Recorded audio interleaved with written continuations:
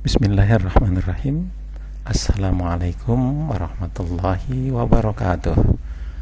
Siswa-siswi kelas 8 MTS Ad-Dharain yang selalu Bapak banggakan, Alhamdulillah, kali ini kita akan mempelajari tentang pembentukan bayangan pada lensa cembung.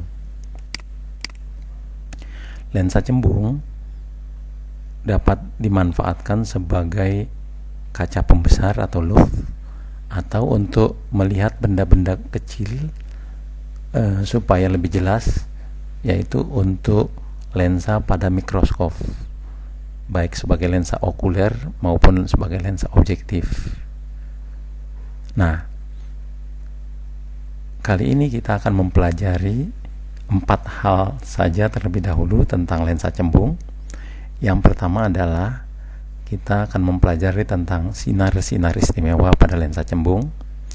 Yang kedua, kita mempelajari cara melukiskan bayangan pada lensa cembung. Yang ketiga, menentukan sifat-sifat bayangan yang dihasilkan oleh lensa cembung. Dan yang keempat, menentukan jarak bayangan. Baik, kita mulai. Sinar istimewa pada lensa cembung. Lensa cembung di sini digambarkan sebagai bentuk oval. Bagian tengahnya lebih tebal daripada ujung-ujungnya. Di bagian tengah ini, titik tengah ini disebut sebagai pusat optis lensa. Garis yang membagi dua lensa ini dikenal sebagai sumbu utama. Lensa cembung memiliki dua permukaan, permukaan sebelah kiri, permukaan 1, dan permukaan sebelah kanan, permukaan 2. Oleh karena itu, lensa cembung memiliki dua fokus, yaitu fokus permukaan 1 disebut f1, fokus permukaan 2 disebut f2. Nah, kemudian di sini ada dua f1, yaitu jari-jari kelengkungan lensa. Dituliskan dalam bentuk 2f1 karena memang hubungan antara jari-jari dengan fokus lensa adalah jari-jari itu panjangnya 2 kali fokus. Jadi kalau fokus lensanya misalnya 5 cm, maka jari-jarinya adalah 2 kali 5, yaitu 10 cm. Nah, menggambarkan lensa cembung bisa saja dilakukan atau digunakan garis seperti ini dengan tambahan tanda positif di atasnya untuk membedakan dengan lensa cekung, karena lensa cembung ini merupakan lensa positif yang bersifat mengumpulkan sinar. Baik, kita mulai sinar-sinar istimewa pada lensa cembung. Ada 3 macam sinar istimewa pada lensa cembung. Yang pertama adalah sinar yang datang sejajar sumbu utama. Sinar ini akan dibelokkan atau dibiaskan melalui titik fokus seperti ini. Sinar istimewa yang kedua adalah sinar yang datang melalui titik fokus menuju lensa. Sinar ini akan dibiaskan sejajar dengan sumbu utama seperti ini. Yang ketiga, sinar istimewanya adalah sinar yang datang melalui pusat optis. Nah, sinar yang melalui pusat optis ini akan diteruskan dengan lurus, tidak mengalami pembiasan. Inilah 3 sinar istimewa yang harus kita pahami agar kita bisa menggambarkan bayangan pada lensa cembung. Contoh, untuk melukiskan bayangan pada lensa cembung, kita perlu bantuan minimal 2 buah sinar istimewa. Contoh misalnya, sebuah benda diletakkan di depan lensa cembung pada jarak lebih jauh dari 2f di sini. Nah, bagaimana menggambarkan bayangannya? Untuk menggambarkan bayangannya, kita bisa gunakan 2 buah sinar istimewa. Kita pilih yang mana saja dari 3 sinar istimewa yang ada. Misalnya, kita pilih sinar istimewa pertama adalah sinar yang sejajar sumbu utama. Kita gambar mulai dari ujung benda, sinar sejajar sumbu utama menuju lensa. Sinar ini akan dibiaskan atau dibelokkan melalui titik fokus ke sini. Nah, kemudian yang kedua, kita pilih sinar yang melalui pusat optis. Kita gambar dari ujung benda, sinar melalui pusat optis. Ini akan diteruskan dengan lurus, tidak mengalami pembiasan. Nah, sinar-sinar bias ini berpotongan di titik ini. Pada titik potong inilah terbentuknya bayangan, sehingga bayangannya tampak di sini terbalik dan lebih kecil daripada bendanya, sehingga sifat bayangannya disebut bayangannya nyata, terbalik, diperkecil. Contoh kedua, misalnya kalau bendanya kita letakkan lebih dekat ke lensa, misalnya sebelum fokus di sini, kita menggambarkan bayangannya juga sama caranya. Misalnya kita ambil sinar istimewa yang sama seperti pada contoh pertama. Kita ambil sinar istimewa yang sejajar sumbu utama. Sinar ini mulai dari ujung benda kita gambar mengenai lensa, akan dibiaskan melalui titik fokus. Sinar istimewa kedua, sinar yang melalui pusat optis. Sinar ini akan diteruskan dengan lurus. Nah, tampak sinar bias ini kalau diperpanjang terus tidak akan berpotongan atau tidak akan bertemu. Sehingga pada keadaan seperti ini kita perlu bantuan perpanjangan garis ke belakang. Kita perpanjang sinar-sinar bias ini ke belakang dengan garis putus-putus. Ini juga sinar bias yang kedua kita perpanjang ke belakang dengan garis putus-putus. Nah, di titik potong perpanjangan garis sinar-sinar bias inilah terbentuknya bayangan, sehingga bayangannya dikenal sebagai bayangan maya atau semu. Sifatnya tegak, diperbesar. Oke, silakan berlatih. Kita lihat sekarang. Untuk menentukan sifat bayangan yang dihasilkan oleh lensa cembung, bisa saja kita tentukan tanpa melukiskan bayangannya terlebih dahulu. Caranya bagaimana? Caranya kita bagi ruang di sekitar lensa ini menjadi 4 bagian. Ada ruang untuk ruang benda, ada untuk ruang bayangan. Untuk ruang benda, kita beri nomor atau angka 1, 2, 3, 4 dengan angka yang biasa kita pakai ini, yang sebetulnya ini disebut angka Arab. Sedangkan untuk ruang bayangan kita gunakan angka Romawi 1, 2, 3, 4. Jadi perhatikan, ruang 1 adalah ruang antara lensa sampai titik fokus. Ruang 2 antara titik fokus sampai jari-jari atau sampai 2F. Sedangkan ruang 3 lebih jauh dari jari-jari. Ruang 4 ada di seberangnya, di belakang lensa. Begitu juga untuk ruang bayangan. Ruang 1 Romawi itu antara lensa sampai fokus. Sedangkan ruang 2 antara titik fokus sampai jari-jari. Ruang 3 lebih jauh dari jari-jari. Sedangkan ruang 4 ada di seberangnya. Nah, bagaimana menggunakannya? Kita harus ingat rumusnya. Rumusnya adalah ruang benda ditambah ruang bayangan harus sama dengan 5. Bagaimana maksudnya?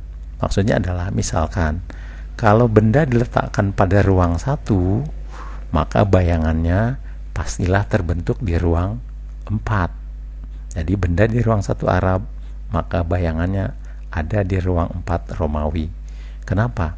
Karena 1 tambah 4 sama dengan 5. Begitu juga kalau misalnya bendanya diletakkan pada ruang 2 Arab, maka bayangannya akan ada di ruang 2 tambah berapa supaya 5? 3, ya 3. Jadi kalau bendanya ada di ruang 2 Arab, maka bayangannya akan berada pada ruang 3 Romawi. Demikian seterusnya. Mudah bukan?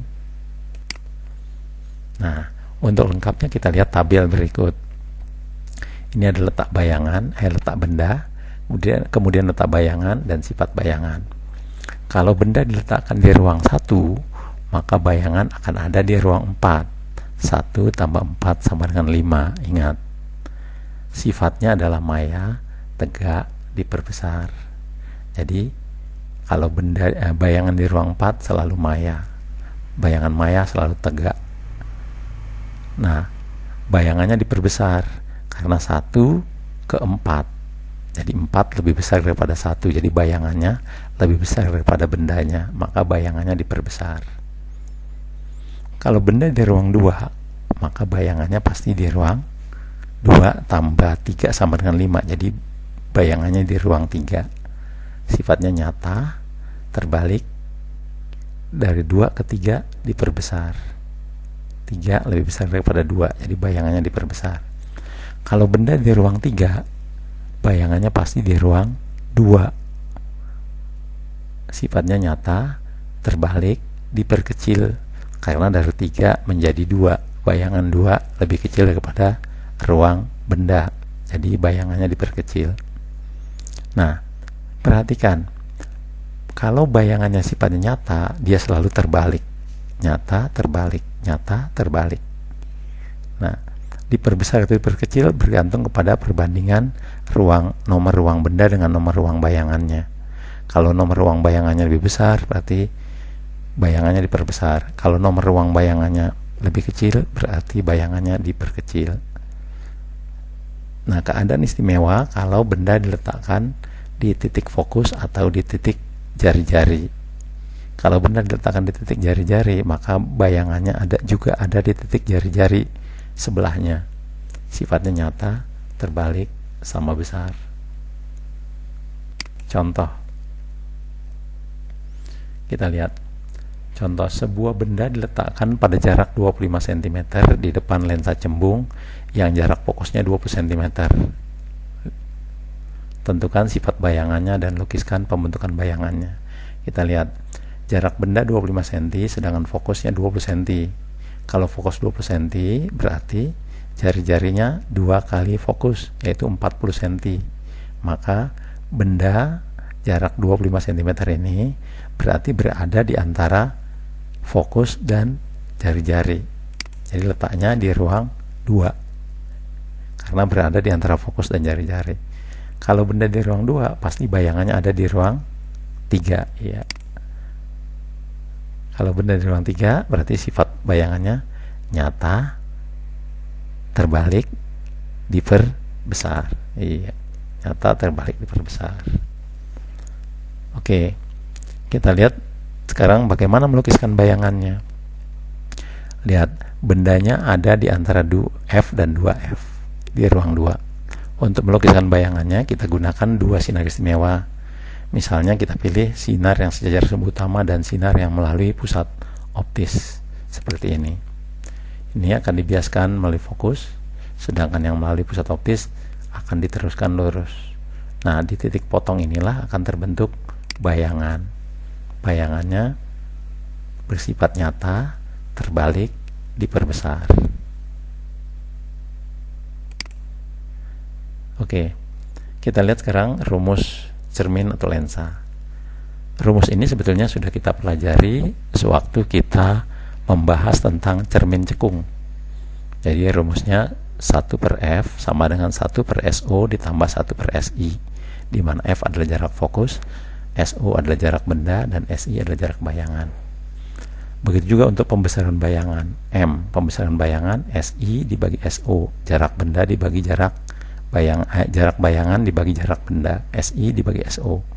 Atau pembesaran bayangan itu adalah tinggi bayangan dibagi tinggi benda. Ini sudah kita pelajari waktu kita membahas tentang cermin cekung. Nah, kali ini saya akan berikan rumus cepat. Kita ubah rumusnya sehingga kita dapat rumus cepat. Didapat SI sama dengan SO kali F dibagi SO minus F. Sedangkan SO, SI kali F dibagi SI minus F. Kalau menentukan fokus, fokus sama dengan SO kali SI dibagi SO tambah SI. Contoh, sebuah benda diletakkan pada jarak 25 cm di depan lensa cembung yang jarak fokusnya 20 cm. Tentukan jarak bayangannya dan tentukan pembesaran bayangannya. Nah, di sini ditanya SI dan M. Kita gunakan rumus cepat seperti ini. SI sama dengan SO kali F dibagi SO minus F. Kita akan dapatkan SI sama dengan SO kali F dibagi SO minus F. SO nya 25, fokusnya 20, jadi 25 kali 20 dibagi 25 minus 20. 25 kali 20 sama dengan 500 dibagi 25 minus 20 yaitu 5. 500 bagi 5 sama dengan 100 cm. Jadi jarak bayangannya adalah 100 cm. Sehingga dengan demikian pembesaran bayangannya adalah jarak bayangan dibagi jarak benda.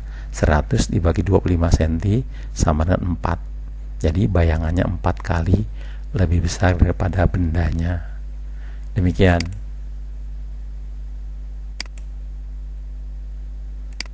Semoga dapat dipahami. Teruslah berlatih. Assalamualaikum warahmatullahi wabarakatuh.